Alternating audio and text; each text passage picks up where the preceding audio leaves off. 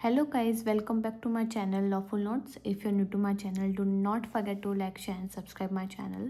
So our today's topic is administrative law. ये हमारा नया टॉपिक है. So इस टॉपिक के रिलेटेड हम लोग नई प्लेलिस्ट स्टार्ट कर रहे हैं. इसका ये पहला लेक्चर है. जितने भी इम्पोर्टेंट टॉपिक्स हैं एडमिनिस्ट्रेटिव लॉ के वो सारे ही हम लोग कवर करेंगे. और अगर आपको नोट्स की पीडीएफ चाहिए तो आप टेलीग्राम लिंक ज्वाइन कर सकते हैं. लिंक मैं आपको डिस्क्रिप्शन बॉक्स में प्रोवाइड कर दूंगी, तो आप वहाँ ज्वाइन करके जितने भी नोट्स की पीडीएफ है वो आप इजीली डाउनलोड कर सकते हैं फॉर फ्री. ठीक है. देखो, हम लोग सब जानते हैं कि लॉ का मतलब क्या होता है. बेसिकली लॉ हमको क्या बताता है कि what people should do and what not to do. People को क्या करना चाहिए, क्या नहीं करना चाहिए, हमको लॉ बताता है. तो एडमिनिस्ट्रेटिव लॉ हमको क्या बता रहा है, इसकी डेफिनेशन हम लोग स्टार्ट करेंगे. It is that branch of public law. यहाँ पे पब्लिक लॉ का मतलब क्या है. Public law means the part of law that mainly deals with the relationship between state government and citizen. जो हमारी गवर्नमेंट है, जो हमारे सिटीजन्स हैं, उनका जो रिलेशनशिप में जो डील करती है लॉ, वो हमारी पब्लिक लॉ होती है. तो एडमिनिस्ट्रेटिव लॉ पब्लिक लॉ की ब्रांच है. ब्रांच मतलब एक पार्ट है which is related to the organization of various organs of administration. तो ये लॉ किसके रिलेटेड है. एडमिनिस्ट्रेशन के डिफरेंट ऑर्गन से रिलेटेड है, उनकी ऑर्गेनाइजेशन से रिलेटेड है. There powers, functions, rights and duties, ये उनसे डील करता है. देखो, एडमिनिस्ट्रेटिव लॉ बेसिकली कंट्रोल और रेगुलेट करता है गवर्नमेंट अथॉरिटीज़ को. हमको भी पता है कि गवर्नमेंट है. देखो, गवर्नमेंट हम लोग किसको कहते हैं.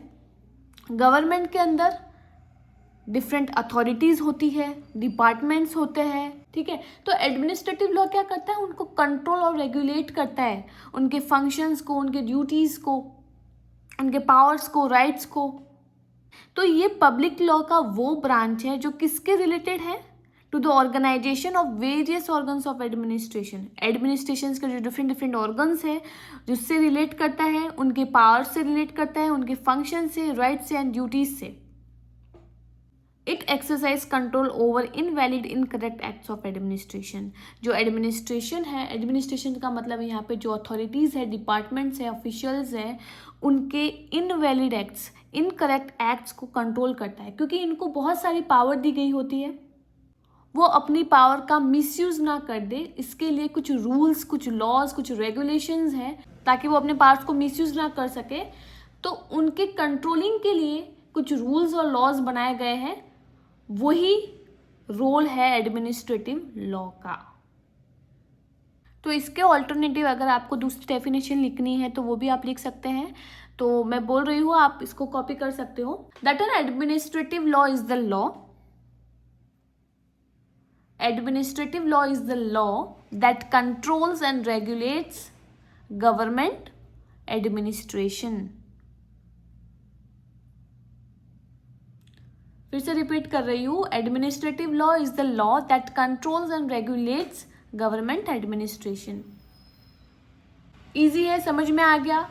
एडमिनिस्ट्रेटिव लॉ गवर्नमेंट अथॉरिटीज को बताती है कि आपको क्या करना है, कैसे करना है, ताकि वो अपने पावर्स का मिसयूज ना कर सके. राइट. अब हम लोग थोड़ा आगे पढ़ते हैं. यहाँ पे मैंने कुछ बेसिक सी चीज़ लिखी है जो हम लोग, देखो, हमको पता है दैट गवर्नमेंट के ऑर्गन्स कितने हैं. They are the 3 organs of government: legislature, executive and judiciary. Legislature law बनाता है, एग्जीक्यूटिव इम्प्लीमेंट करता है और जुडिशरी इंटरप्रेट करता है. ठीक है. ये आप इंट्रोडक्शन में भी लिख सकते हो. ठीक है, ये वाली चीज़. With the expansion of the welfare state the role of executive increased. जैसे ही वेलफेयर स्टेट का एक्सपेंशन हो गया, जैसे ही वेलफेयर स्टेट की ग्रोथ होने लगी, एग्जीक्यूटिव के पास और काम बढ़ गया. और इससे एडमिनिस्ट्रेटिव लॉ की इंपॉर्टेंस बढ़ी क्योंकि एग्जीक्यूटिव के पास और काम आ गया. अब लेजिस्लेचर के पास इतना वक्त नहीं है कि वो सारे लॉज, सब रूल्स इनेक्ट कर सके. तो वो काम किसको दे देता है, एग्जीक्यूटिव को. Administrative authority start started performing functions that were earlier mainly done by legislature and judiciary. अभी मैंने बताया जो काम पहले legislature और judiciary किया करते थे वो अब executive भी करने लगी है. This increase in the administrative powers created a need for rules to regulate their actions. इससे क्या हुआ, जब काम बांटे जाने लगे, जब काम बढ़ गए, हम लोग ने एग्जीक्यूटिव को दे दिए, तो इनसे इनकी जो पावर्स है वो भी इंक्रीज हो गई, वो भी बढ़ गई. तो इनके पावर्स को रेगुलेट करने के लिए, इनके एक्शंस को रेगुलेट करने के लिए कुछ रूल्स और लॉज की नीड थी. तो इसके चलते ही क्या हुआ, एडमिनिस्ट्रेटिव लॉ का डेवलपमेंट हुआ.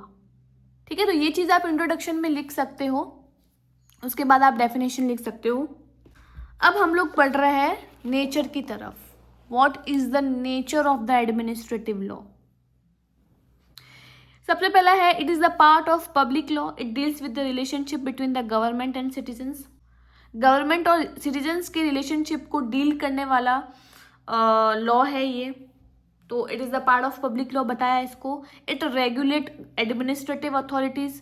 जितनी भी एडमिनिस्ट्रेटिव अथॉरिटीज़ है, डिपार्टमेंट्स है, ऑफिशियल्स हैं, उनको रेगुलेट करता है, कंट्रोल करता है ताकि अपने पार्ट्स को मिसयूज़ ना कर सके. It is a dynamic and developing law.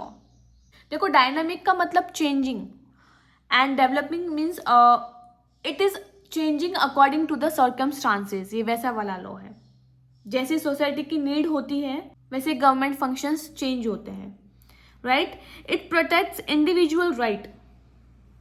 Administrative law individual right को प्रोटेक्ट करता है against the arbitrary actions of government. कि गवर्नमेंट अपनी मनमानी ना कर सके, अपने पावर का अब्यूज़ ना कर सके, अनरीजनेबल डिसीजन ना ले सके. फॉर एग्जाम्पल, कोई पर्सन आया है अपना लाइसेंस ग्रांट करवाने के लिए और जो गवर्नमेंट अथॉरिटीज़ है उन्होंने मना कर दिया without giving a reasonable opportunity of hearing. उसको सुना ही नहीं और उससे पहले उसका लाइसेंस जो है वो क्या किया है, मना कर दिया देने से.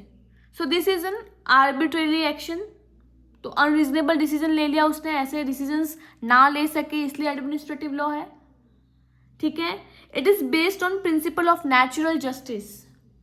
Natural justice means basic principle of fairness and fair procedure should generally be followed by the administrative authorities.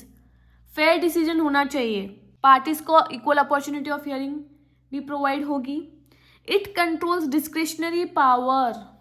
अपनी मनमानी से पावर का इस्तेमाल ना किया जाए इसलिए उनको कंट्रोल करती है administrative law. And it provides remedies. ये रेमेडीज़ कैसे प्रोवाइड करती है, जो भी अफेक्टेड पर्सन है उनको लीगल रेमेडीज़ प्रोवाइड करती है. लीगल रेमेडीज़ कैसे प्रोवाइड कर सकते हैं, by the way of writ. जैसे हमने पढ़ा था हेबियस कॉर्पस, मैंडेमस, ये हम लोग पढ़ेंगे आगे भी. So with the help of administrative law जो अफेक्टेड पर्सन हैं उनको रेमेडीज़ मिल सकती है. So this is the basic introduction administrative law की definition and the nature of administrative law. Next lecture में हम लोग इसके इंपॉर्टेंस, फंक्शंस, ड्यूटीज सब कवर करेंगे, सोर्सेज. आज के लिए इतना ही.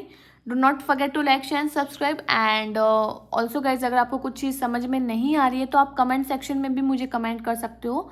Okay, thank you.